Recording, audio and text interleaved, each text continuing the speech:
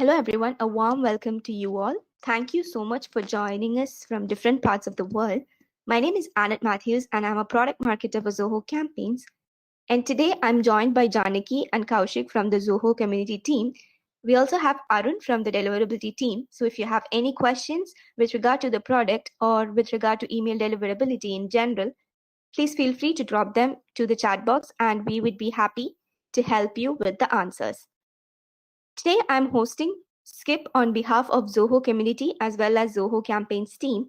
So if you do not know about Zoho community, it is a platform where customers, product experts, and partners get to know each other. So basically, Zoho community conducts a few of activities like meetups, ask the expert sessions, webinars, etc., in order to bridge the gap between the customers and the product. That's about Zoho community. So the topic for today's webinar is Bad Data, the Plastic of Email Marketing. And the presenter is Skip Fedora, an email marketing expert. Thank you so much, Skip, for accepting our invitation and joining us today. Before getting on to the webinar, I'd like to give a brief introduction about Skip. So Skip is a speaker, author, and a board-level marketer with both B2C and B2B experience in travel, IT, and consumer service sectors. Right now, he is the Chief Marketing Officer of Overmode Group. There, he basically defines the offering, positioning, messaging, and he also sets up marketing strategy for all the brands in the Overmode Group. I'm sure that Skip would be giving more details about that. So let's hear it from him. Once again, thank you so much for accepting our invitation, Skip, and joining us today. All the best, and over to you. Thank you, Janaki and Kaushik and Annette. And good morning to our UK audience, and good afternoon to our friends in India and Asia, New Zealand, and Australia. Today, I'm going to talk about how bad data is more than just a deliverability problem. It's polluting your entire database. In fact, bad data could be called the plastic of the marketing ecosystem. And by the end of this, I will show you how much one of the companies I work for should pay to clean up their data, but it's also going to give you a way to assess the size of your own iceberg, if you will. A big thank you to Zoho Campaigns for asking me to come on today and talk to you all about email best practice, but specifically about bad data. So as Robert Swan said, the greatest threat to our planet is the belief that someone else will save it. We all know there's a plastic problem. We've seen the pictures of turtles with plastic bags around their neck. We've seen the documentaries of those huge plastic islands of plastic in the ocean. We can see plastic when we go down to the shore, when we go down to the riverbank. And with the pandemic, I heard just the other day that the plastic problems have actually increased because while wearing a mask is very important for the safety of ourselves and safety of others, the disposable masks are partially made of plastic and are very hard to recycle because of the way they're constructed. So, everything is a trade-off. But this got me thinking about data and lead generation. So we all know that we have bad data in our databases. And the deliverability impact is the bit above the water in this picture, right? We're all familiar with that. We all know what that is. But it's the bit under the water that we can't see. And that's the real problem. And we really don't know how big the problem is because, like an iceberg, it's all underwater. It's all hidden from us. So that's what we're going to get into today. But before we get into that, I am Skip Fedora. I'm a fractional CMO. And I work with a couple of different tech companies that are transitioning from startup to scale up. Or as I like to say, companies that are going from startup to smarten up.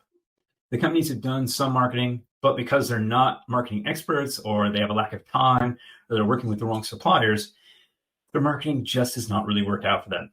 They need a marketing leader to come in and set the go-to-market strategy and tactics or develop the messaging platform for a funding round. And I come in on a part-time basis, but unlike a consultant, I stay on to help with the implementation by coordinating the resources, modifying the plan that's needed, working with your team to ensure that we get the whole thing right. You get the consistency of a regular member of the team, but you can put money into the marketing strategy rather than spending money on the marketing. So that's just a quick introduction about me. My contact details are all there. So we are in the middle, or hopefully after this morning's announcement that the UK has approved one version of the vaccine, we're at the end of the middle, or coming to the end of the middle, or the beginning of the end, whichever you want to say, of a once in a lifetime event. Here in the UK, we're coming out of the second lockdown. As I said, this morning they announced we've got a vaccine on the way, but I don't really know anybody who's going back to the office. And I don't think anybody's really going to be going back to the office until everybody is very highly vaccinated. Vaccinations are widespread. And that's why this phrase, the new normal, totally winds me up. Because for the foreseeable future, normal will be that nothing is normal, right? Normal will be that things will change almost every day. Normal will be that we have to pivot and adapt our channel mix and messaging strategy based on what's working and what's not. As marketers, isn't that what we're supposed to do anyway? Isn't that what we do on a day-to-day basis? It's not new. For us, it's just normal. My other issue with the new normal is it distracts from the things that have not changed. We still need to make sales. Sales come from a full pipeline, and you need data to fill your pipe. And if you want to have the kind of conversations that we want to be having with leads, prospects, clients, customers, that data has to be solid, right? It has to be accurate. The other thing that's not changed, but has become much more acute, is that cash is king. And this is where we get to the crux of the problem. Traditional lead generation is very wasteful. The total cost of bad data, including wasted ad spend, time wasted by marketing and sales, and lost revenue, is 1.47 million pounds. Or put another way, the cost of the iceberg under the water increases the cost of your salespeople by 113%. Or at least that's how the numbers worked out for one of the companies that I work for.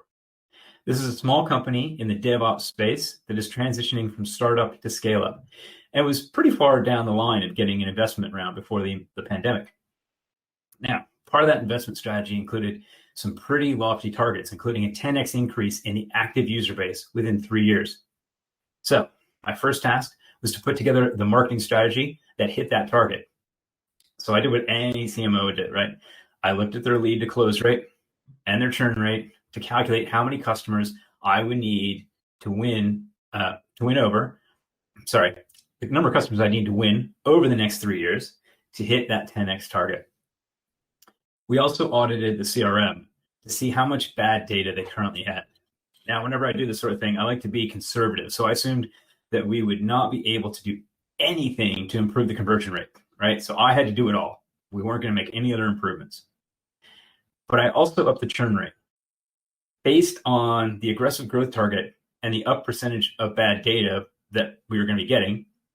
And based on the number of probably not good fit customers that we would be signing up. We'd sign up some customers, and because we were on an aggressive growth strategy and everybody was living the dream, some customers would be like, actually, I don't need this product isn't for me. So we've all been there, right? So I used very conservative conversion rates and very aggressive, also I guess conservative as well, churn rates. So up the churn rates and squeeze down the conversion rates. So what is this? Look at the numbers, and what did this show me?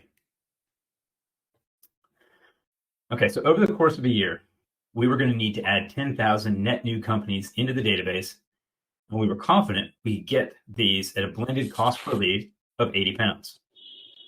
Now, I also knew from their previous lead gen activity and my experience with other B2B companies that I've worked with and some industry research that left unchecked, about 20% of the data we would get would be bad.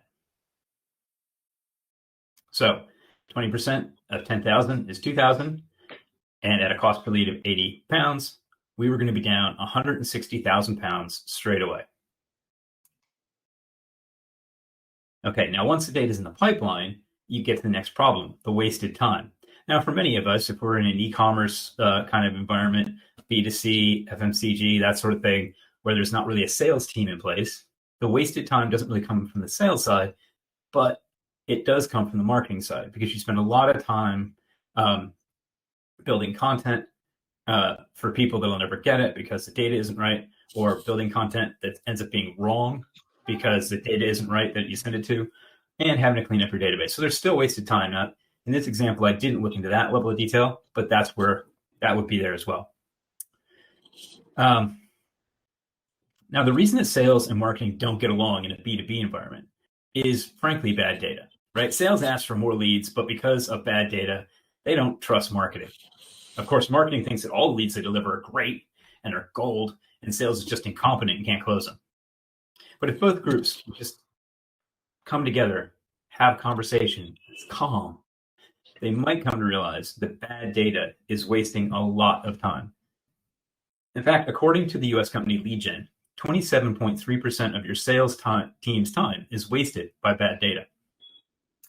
So by plugging those figures in here, you can see that we had almost 500 hours lost to bad data. Now, let's put it another way. We have 10 salespeople in this company, and that means if 27.3% of their time is wasted, almost 3 of those salespeople are adding no value. And it's not because they're crap salespeople, but because of the crap data. Now, if they are crap salespeople as well, then we're in real trouble. But assuming we did a good job of hiring, then we have a sales team that spends almost 30% of their time banging their head against a wall. And some data from payscale.com show that the average sales director cost in the UK is £130,000 across salary, commission, and the company's NI contribution. So we've got 10 salespeople at £130,000 each. The average salary cost works out to be £71, just over. So the cost per person is just under £35,500. You multiply that by the across the number of people, the total cost of wasted time is almost £355,000. So again, we had 27% of the time lost, which generated almost 500 hours lost. The average hourly cost was £71 times the 500 hours gets us to £35,491 per person, multiplied across the 10 people, and you get the £355,000. Okay. Last bit of this part. Lastly, based on some research from Royal Mail Data Service, bad data reduces your turnover by 6%, because that bad data creeps through your database. And what ends up happening is not only do you lose sales, that bit's obvious, right? If I get some bad data in, I can't email them. If I can't email them, I'm never going to sell them anything. They might come buy something, but I'm never going to be able to sell them something. But in organizations that have, a much longer kind of customer life cycle, that bad data, if not corrected, gets into the retention marketing pot, and you're going to miss out on some retention sales as well. Because the data doesn't clean itself, and it doesn't get cleaned as we go through the process naturally. That would be a great outcome, great result. So the company that we're talking about here, their turnover was £15 million. If on average 6% of turnover is lost to bad data, then the turnover lost to bad data is almost £1 million. So what we've got wasted ad spend of 160, wasted sales time of 355, wasted revenue of almost $1 million. You add those all together, and the total money wasted is almost 1.5 million. In other words, if I can fix this problem, I can improve the bottom line by 11%. And that's before I'd actually done any marketing. So I went through that pretty fast. So what is causing all of this bad data? And more importantly, how can we find it? So this is the bit where each of you is going to be able to start thinking about your database. So as we go through this, I want you to think about your database and think about ways that you can improve it. What I always try to do is I always hope that after every webinar or presentation, everybody goes back to their desk, or you're probably still at your desk, or actually you're probably at home, and is able to make one improvement to their system straight away. Okay, so there are 9 questions that we need to ask to ensure that our data is clean. First, does the data have all of its necessary parts? Now, you might think that you've already started on this one by defining the bare minimum needed to create a record and making those fields mandatory, right? Whatever data you're collecting, it could be just email address, or it could be name, first name, last name, and email address, or you could have company name, or whatever it is you think you need. You've put that on a form, and you've made those fields mandatory. And that gives you a complete record, right? Well, let's face it. We've all been in those debates about, well, how many fields should we have, and how many of those should be mandatory, and back and forth and back and forth, and balancing all of that with people abandoning the form. So it's not a complete record when you get it, as much as it is a minimum viable record. Excuse me. So in this case, completeness has nothing to do with that. It has nothing to do with the record, but rather, is each field within the record complete? So we need to look at each field, and does it have does it contain all of its important parts? So let's do email. It's not complicated, but let's look at email. So for an email address, does it have the name part? The bit before the at. Does it have an at symbol, right? And does it have the domain and the TLD after the at? Or maybe you're collecting data from multiple countries, right? And you collect phone number. Do you have the country code? Can't call people in a different country unless you know what country it is and what the country code is. So does the field have all of its constituent parts? Question number 2, is the data correct? Now, again, this might seem obvious, but just because the data has all of its constituent parts doesn't mean you can actually use it. There are 2 sources of inaccuracy in your data. And while you can legitimately call the first one fraud, I prefer not to be that cynical this early in the day. So let's call it nonsense. I mean, I can almost guarantee that if I audited any of your databases, I would find at least one Mickey Mouse, potentially one Charles Windsor, the CTO of Buckhouse Industries, or potentially one Sachin Tendulkar, CEO of the 100th Century Club. Everybody's got them. People think they're much funnier than they really are. And these, frankly, are the ones that can be repeated here. Most of what we see can't be repeated in a work setting, or probably in any setting, but definitely not in a work setting. Essentially, people want your content or your offer for free. And, they don't want to give you the data in exchange. Hence, it's fraud. They're essentially, you could argue, stealing it. The second source of inaccuracy is fat finger syndrome. Now, I know that we've all been locked in the house for a long time, but users are trying to fill out your form on a phone while they're maybe not walking to a meeting, but walking from one room to the next, or they're on their daily walk, or they're maybe on a bus, out and about. But basically, they're doing too many things at once and trying to fill out your form. They're not trying to be obtuse, but at the end of the day, it doesn't matter whether the user entered a duff email address on purpose or not. Your email is either going to go nowhere, or worse, it's going to go to the wrong person. So I remember a time when I was working on a project and the data analyst stripped the first character off of 1 million email addresses in a file. So 1 million email addresses were uploaded and were wrong. But because it was the first character, they were all valid email addresses. And what's worse, the client was a bank. So out of the 1 million email addresses missing the first character, 400,000 got delivered. So 40%. Now, thankfully, this was before GDPR. I mean, I probably shouldn't say that. But, from a practical standpoint, thankfully it was before GDPR, because we literally just spammed 400,000 people, right? These things happen. Obviously, that was our fault, not the customer's fault. But you can see how easily a customer misses a character, and all of a sudden, you're sending out your automated thank you for registering email to the wrong person. You just spam them. Simple as that. Okay. Question number 3. is the data the same in every system? And again, this may sound obvious, but even small companies have multiple databases, right? Be it a CRM, be it Zoho Campaign, or the spreadsheet that sits on the salesperson's computer or under the receptionist's desk. And it's been said that a person with one watch always knows the time, while a person with two is never sure. Now, in getting ready for this presentation, I did a bit of research, and it turns out there's a complicated mathematical formula which proves that's not actually true.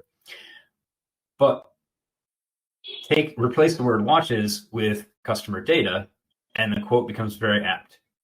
If the data doesn't agree, you're never going to know which data is the correct data. Question number 4.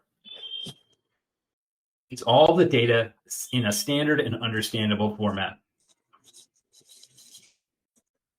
So this really comes into play when we start talking about legacy databases, right? Early on in my career, I worked on a project to build a transactional data mart for a retail bank. This is in the US back in the late 90s. And the biggest source of transactions came from the ATM system, the hole in the wall. And now it had been programmed in 1967. Now, 1967 is before I was born, right? So this system was older than me. I hope they've reprogrammed it since then, but at the time it was older than me. And in case you're not doing the math, it was 30 years old or over 30 years old. And there was no real documentation that I could find which explained any of it, much less the transaction codes. And that was the key part, right? I'm building a transactional data mart. What transactions are our customers doing? And how does that relate ultimately to their customer profitability? And I spent hours working my way through all the menus on the ATM in the lobby. I used to take my personal debit card and I'd jump on the lift and I'd go down the lobby and I'd stick my card in and I'd do 3 or 4 transactions, get my card back on the lift, up to the 16th floor, into my cube, down to my computer. And this is like, I was cool because I had a IBM 486 computer. That's how long ago it was. Some of you are so you're gonna, what's he talking about? Anyway, and I would look up on the ATM system the most recent transactions from that machine and with my account number and account details. And I got through most of it, but I just, up and down day after day, and I still couldn't figure out what all the transaction codes were. But in my search for documentation, I found the name of the lead programmer, and a friend of mine in HR put us in touch, connected us. And he was a lovely old gent, really enjoying his retirement. He was more than happy to come in and do some consultancy for us at a rate of about $2,000 a day. And at the time, I thought $2,000 a day was just an outrageous sum of money. So that was the choice. Understand the data we had for an eye-watering cost, or have transactions that we know happened but couldn't explain because we didn't know what they were. That was the trade-off. We went with the eye-watering consultant, in case you're interested. So question number 5. Is a single thing in the real world represented by one thing in your database? In other words, do you have any duplicates? Right? Now, twins don't run in my family, thankfully, but through the years, I've been very close to the number of identical twins. And if you've ever known identical twins, you know that they may look alike, but they have the same genetic code. Oh, sorry. They may look like and have the same genetic code, but they are not the same. Their personalities aren't the same. Their mannerisms aren't the same. Their likes and dislikes aren't the same. So we're in the people business as marketers, and we know that every individual is, individual. So they are unique. So they shouldn't be in your database more than once. Okay, up to number 6. Is your data valid across relationships? And this one takes a little explaining. Now, the word data integrity is frequently used to describe this whole process, right, about making sure your data is clean. But in database management circles, data integrity refers to the logical and physical systems that ensure that the data is not changed or corrupted by the database itself. Now, we can leave the physical stuff to the boffins, but as marketers, we need to keep an eye on situations where the logical issues can creep in and cause problems. Now, the most likely logical problem is caused by marketers is when you've got data in one table which doesn't exist in this lookup table. So for example, you shouldn't have an order in an e-commerce site with a customer ID that doesn't exist in the customer table, or a SKU that doesn't show up in the products table. Basically data is being pumped in from a wide variety of places, and you haven't populated it all the way through the system. Question number 7 is around intention. And this is probably more of a B2B one than a B2C one. I can't think of very many B2C examples, but the question is, will you ever sell to this record, to this person? Over the past 6 months, at least here in the UK, so many publishers have started talking about how they're able to measure the consumer's intention to buy. And I have to say, in most cases, I'm quite dubious about these claims, but that's another conversation for another day. Maybe the Zoho campaigns team will have me back to talk about that one. But in this case, I'm talking about our intention to market to the lead we have captured, our intention to market. If the lead does not have the right job title, or maybe lives in the wrong geographic region, will you ever be able to sell them anything? That's the question you need to ask yourself. If you're never going to be able to sell them anything, should you be marketing to them? Should they even be in your database? Right? So let me give you a quick example. Let's say I worked for Zoho campaigns. I don't. But when they go out and they sell, they're looking to sell to senior marketing people, right? Probably marketing director level is ultimately going to be the decision maker. And sure, there's some people underneath that are going to be influencers in that decision. They might want to market to them, but the junior campaign exec or the marketing intern is probably not an influencer in that decision in most cases, and definitely not the decision maker. So whilst I'm not trying to say that, and I'm not saying that Zoho does this, I just realized I walked myself into a real corner here, but bear with me, and hopefully I don't offend anybody. But for any of you folks on this call, you signed up for this webinar to learn, to increase your knowledge, to ultimately improve your career. And hopefully there will be an opportunity for any of the companies I work for or Zoho campaigns to sell to you in the future. But that future is going to be probably a couple of jobs down the road. So the question is, should they be marketing to you? Maybe they should be marketing content to you. But the question is, do you go into their CRM? Do you get called by a salesperson? Those things probably don't make much sense, right? So that's what I mean by intention. If you don't have the intention to sell to somebody, take a step back and really think about whether you need them in your database, which database you need them in, that kind of thing. And when we get to the case study at the end, this will become much more clear, and I'm going to shut up on that one now. Number 8, is the data available when you need it? So I often describe what we do as having human conversations at scale. I said that earlier. And we meet somebody new. When we meet somebody new, in a digital sense, when they fill out our form or give us their email address. And our jobs as marketers is to keep up the conversation until they buy or solve their problem, regardless of whether this final transaction is with us or with somebody else. Now, the only difference between us and the shopkeeper of, say, the late 1800s is they only needed to talk to 100 or 150 customers to be successful. And their CRM was in their head. They knew their customers personally.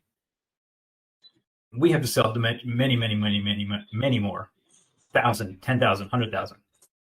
And when I work with clients on their marketing automation programs, I tell them, think about what you would say to a customer or a prospect who is standing right there in front of you. You know how they got there. You watched them come all the way through their unique journey through your brand to get there right in front of you. So what would you, what is the best next thing to say to move them on the journey? And if we could do that one at a time and physically do that, that would be a lot easier. And they would be standing right there in front of you, so you'd be able to see the whites of their eyes and read their body language. And of course, we can't do any of that in a virtual world. So we need to be able to read their digital body language. Now, in the physical world, our brains naturally take in all this nonverbal body language, all these nonverbal cues, and we react in real time. Sometimes we don't even know we're reacting, right? And in order to do this digitally, in order to have these human conversations at scale, we need to have access to all these digital inputs in real time. So that's number 8, is your data available when you need it? And lastly, number 9 is, has your data gone by its sell-by date? Now, I mentioned we would talk about my age a little bit later. First, we're going to talk about, I have a 15-year-old daughter, and she's lovely, of course, but she looks at every packet coming out of the fridge, and she won't eat anything that's past its sell-by date. Whereas my wife and I regularly play the "Hey, smell this" game. But like sandwich meat and fish, data definitely has a sell-by date. People change jobs, they move house, they get married, they get divorced, they die. Pretty much everything can change. But as marketers, we can help ourselves as well by asking the right question. So if you ask me my age, I tell you I'm 51. And I can guarantee you that data is going to be out of date within the next 365 days. In fact, I can guarantee that data is going to be out of date tomorrow, because tomorrow's my birthday and tomorrow I'll be 52. But if you ask me my age, you don't know that. You just know that I'm 51. If you ask me my date of birth, you'd be right today, you'd be right tomorrow, you'd even be right after I was dead. So those are the 9 things that you need to look for in your data. And while you all screen grab this, although I think all the slides will be available after or whatever, but all right, so I'm going to crack on. Okay, so that last question was, what's the ideal strategy to fix all this? As I said, I'm not going to give you the ideal strategy. I'm going to give you the ideal strategy for this one particular company. If you've got specific challenges and want to reach out to me offline, happy to talk through this with you.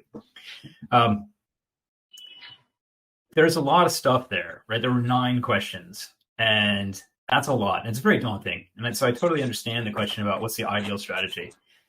My mantra for a long time has been, start small, think big, understand what the whole problem is, but pick one thing, fix it, and then move on. I'm a list maker.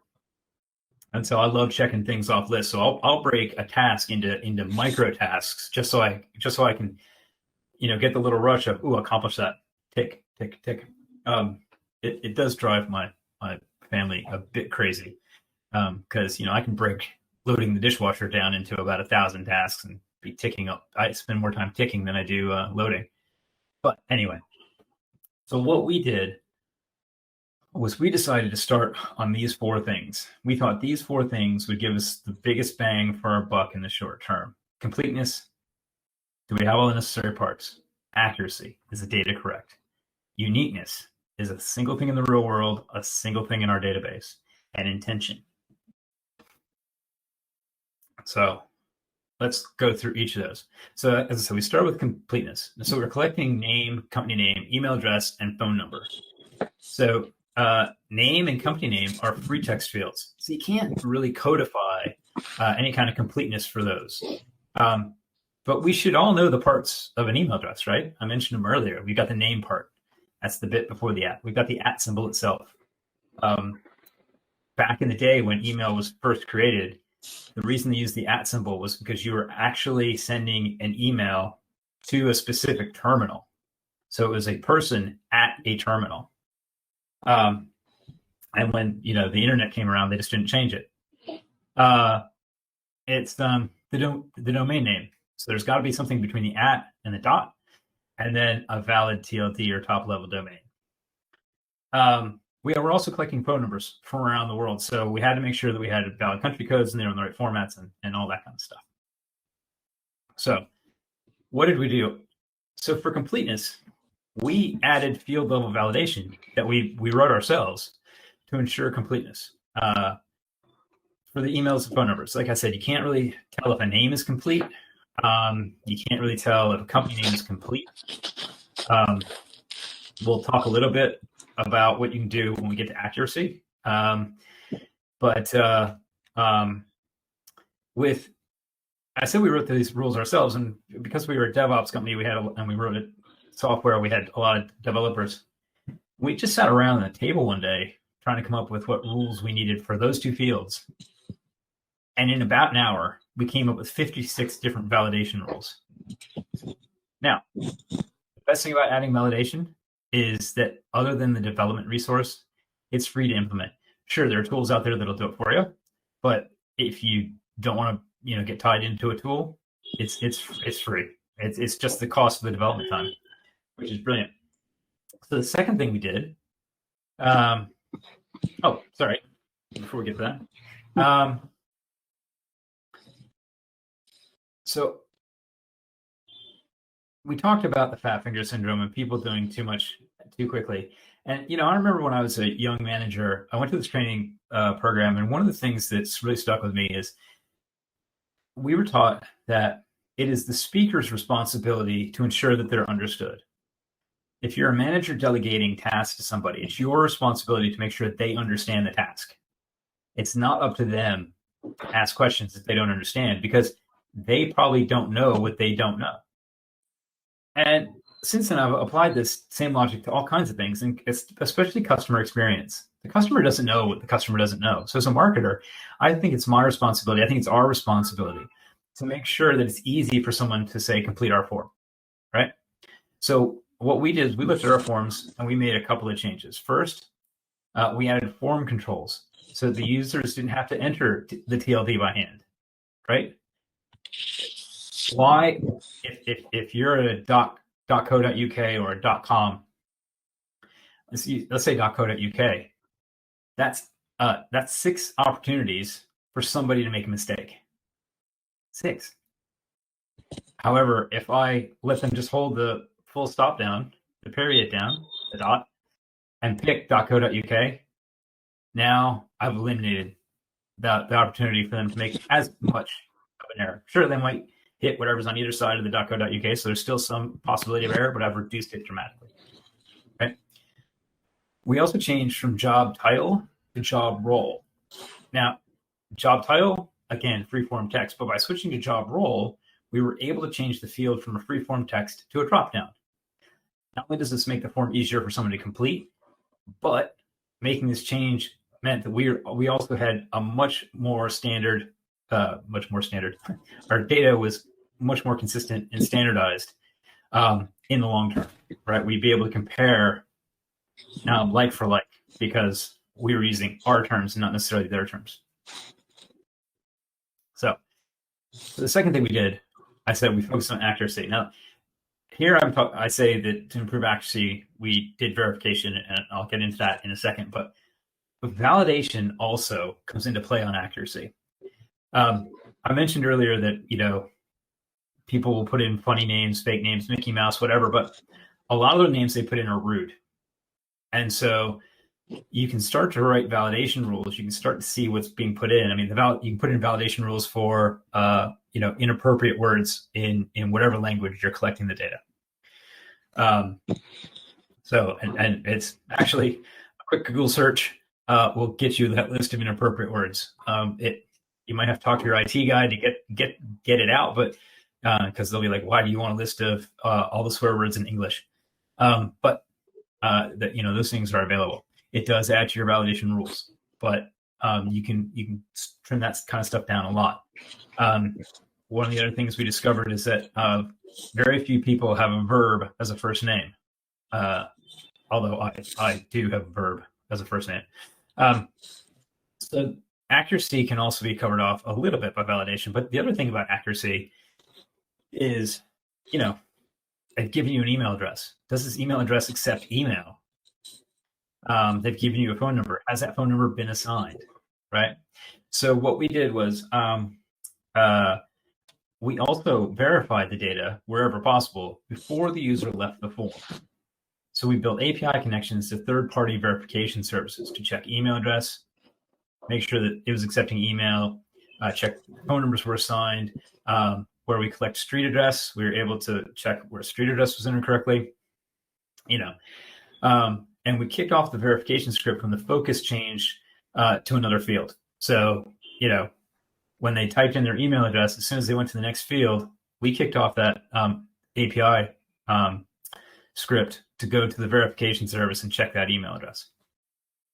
And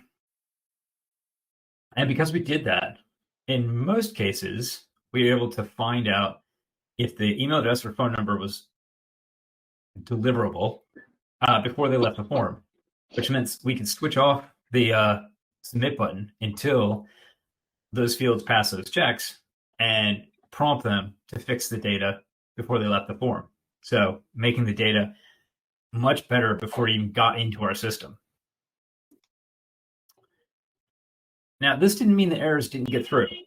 And one of the things that, somebody asked was, if the data was wrong or if the contact was wrong. And this didn't mean the error, it was the right contact, but it was the wrong data getting through. And in fact, we were actually very worried about false positives, about blocking data out that was legitimately should get through. We didn't want to exclude good data by making the rules too strict. Now, so for example, we put a validation rule in place to catch name pairings that matched the name of famous people. So some are obviously fake. Mickey Mouse, fake. But I have a follower on LinkedIn who's called Lewis Hamilton. He's a very nice guy, but he doesn't drive a Mercedes, much less a Formula One car. But he would be a legitimate B2B prospect, right? So it's critical, though, that as part of this process, we built trust with sales and that these new initiatives were seen as a step in the right direction. So the first thing we did was start reporting on the number of records that were being corrected at the point of capture. And we also set up a weekly meeting where we discussed the records that got through and talked about the records that didn't get through with sales. So marketing and sales sat down together.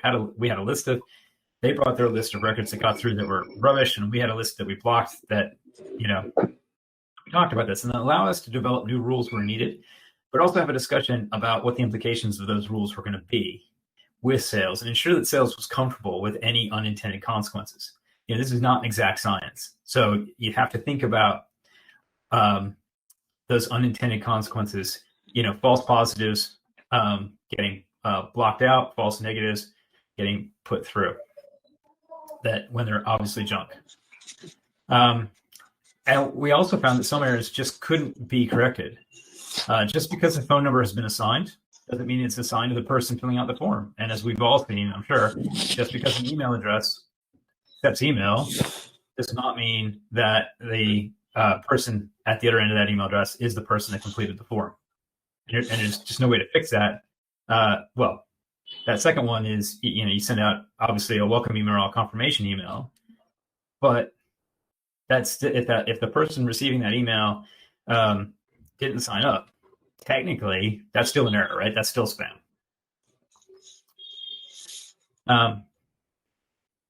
So with validation, we are sure that all the parts has what we need for it to be useful. And with verification, it ensures that the email, phone number, street address, they all work. That's great. So let's accept that record. Once they've gotten through those checks, I said we turn on the submit button, boom, and let's accept that record and pop it into our CRM. Well, hang on a second. Not so fast. What if the person's already in the database? Well, if we're collecting data on our own form, that's okay. We can use this as an opportunity to update the data that we have, potentially. See if something has changed and update it. The worst that's going to happen is that we wasted some of our PPC budget for getting a duplicate record. But remember, we had to have 10,000 new companies, whatever it was, a year. So we weren't just doing PPC. We were doing content syndication and all kinds of stuff. Remember, our cost per lead was averaging around 80 pounds, right? So the impact is significantly higher if we get a duplicate record through those efforts when we're paying, 50 to 100 pounds a lead. Every duplicate costs real money, and we couldn't let that happen. So we had to focus on uniqueness. We could not afford to capture that duplicate from the more expensive lead gen activity. And we started deduping all new records before we accepted them from the publishers. But arguing over each duplicate with the media owner became quite a hassle. And so it was too time consuming. We had to come up with another way. So we started pre-duping, which is the best way to describe it, the data, our data with the advertiser's data.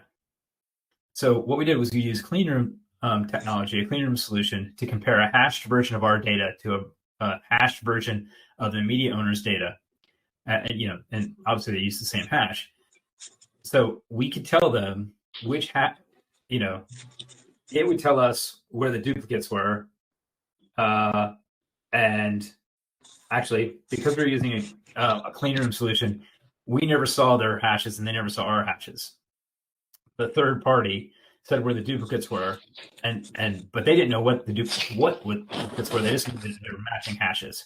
And then they told the publisher, you can't send to these hashes. You can't promote this to these hashes. We won't accept these addresses as leads. And this worked out really well for a number of reasons. First, our existing customers weren't getting exposed to any top of funnel content.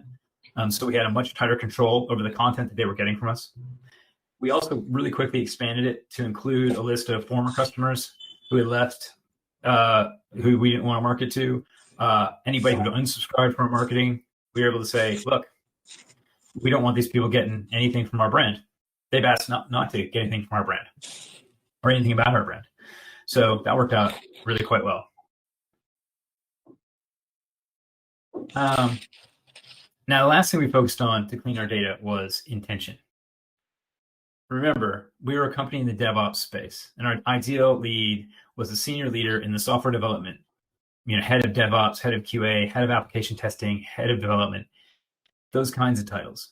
And we benefited here from making the change to job role to that dropdown that I mentioned earlier, because now we had consistency. We weren't dealing with some new startup that wanted to call everybody something cool and punky. So instead of head of development, it was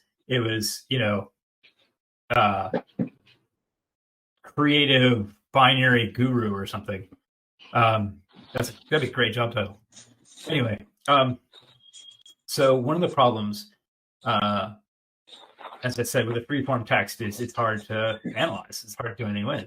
With a drop-down, we knew exactly what the data was going to be, and it allowed us to build rules, again, needed to deal with this data after the submit button was hit. And we did that with smart data routing. So we didn't care if a junior application software engineer wanted to download a white paper or come to one of our webinars, but the reality was we weren't going to sell them anything. So there was no reason to put those people into our CRM, right? There's necessarily no reason to put them into our marketing database. That was a choice we made. I guess if we'd been a bit more altruistic, we could have created an education database and thought about that long tail sale, but that's not where we were at that time. So we decided not to do that. So just a quick review. I talked about the 4 of the 9 ways that we chose to keep your data good. We picked validation, verification, removing duplicates, only keeping the data you will use. Going back to that question about the ideal strategy, again, I don't think there is an ideal strategy. It's going to be really vary depending on the type of business you are and where your problems are and what your goals are. But I got to think that completeness, running field level validation, running field level verification, and depending on how much you spend per lead, a dedupe, pre-dupe kind of approach. I think those would always be in my top 3. And I think, the 4th one might be one of any number of things, depending on an audit of the data and where I found problems.